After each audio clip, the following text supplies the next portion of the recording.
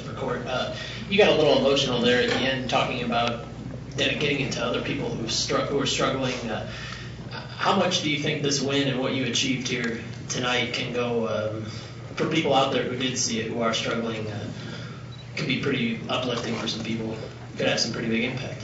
Man, that when I broke up like that, that's 7 years, man, all in 1 minute. Just I dedicate that fight to anybody who struggled tonight. If you come from where I came from to where I'm at today, man, you'd have been the same way.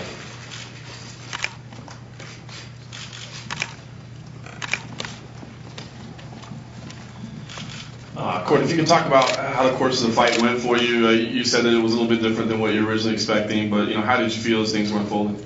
Oh man, I have Howard Davis Jr. as my boxing coach, and he's been with me since on the show, except for about maybe a month and a half that I went back home. I had about a month to recover after those 4 fights, but my boxing was real clean, and I thought I was going to be able to outclass him, man, and I think our striking was pretty close, and he surprised me. He definitely was a lot more clean, and improved a lot coming in here. He caught me a couple of times, man, and, he's strong, too, so that's one of his attributes is that he's a strong guy. But I was a strong guy, too, and just so happens I was able to get inside and get the takedown. That's not really how I visualized it. I try not to, visualize it too much, but our game plan was to hit and move, and then when he shot, or single to a body lock or went to body lock, defend, and then take advantage of that. But that's not what happened. And, you never can predict, and you never know with small gloves, man. Sometimes the guy with the will to win works. It's not always the best, most technical guy. One thing I always taught, I showed up and did an appearance at a gun show for some friends of mine, and this old man came in, and it was a Sunday, and church is real big in Utah, and he came in and he hobbled over to me and said, "Hey, I read in the paper that you're going to be here. This is my hometown in Layton, which is about 60 miles from where I said, hey, I have a grandson, and he's a big fan of yours, the wrestling stuff you do." And he said he wanted me to get your autograph, and can you give him something? And it popped in my mind, something my mom and dad taught me since I was a small child, was to always work hard and never give up on my dreams, and that's exactly what I did. And can you talk about your emotions immediately after the fight? Because you did get emotional, but you were very calm right when the fight ended. It didn't, I guess, sink into later when you kind of got on the mic a little bit. What was going through your head right after the fight?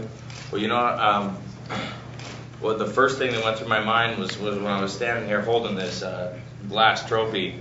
I didn't have any money.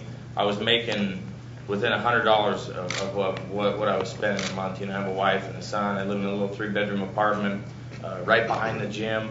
And, I moved there on a whim. I taught classes and did plumbing side work and taught privates, and then trained and fought and did my own sponsorship, for 2 years. And I couldn't afford to go to the Ultimate Fighter tryout, and I tried out for season 7, and I went through some trials, and I said, hey, man, I want to try out for this season 11, see if I can do it, And I was sitting there, and a guy named Will, he agreed to help me out.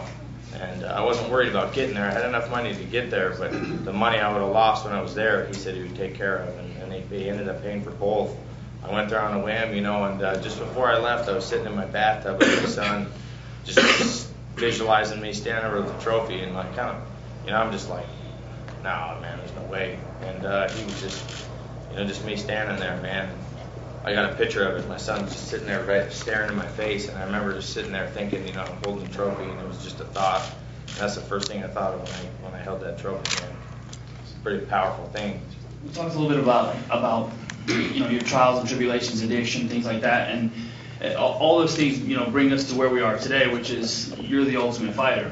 How do you feel right now, sitting in front of all the media, all these people you've watched on TV for a long time? How do you feel at this very moment?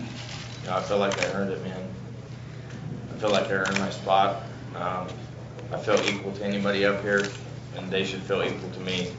As what we are as fighters. You go through some wicked emotions, and you don't make a lot of money, and until you make it here, I know guys that fight just as hard as me that ain't making anything, still working full time, and that's where I was at, So, I give props to anybody who's a professional fighter that fights to do it and fights for a living. And all these guys up here have been through the same thing, you know. Man, almost deaf, for God's sake, you know. I mean, it's pretty bad, you know. You can't question somebody's heart that's a fighter. They're born that way. They're born a fighter.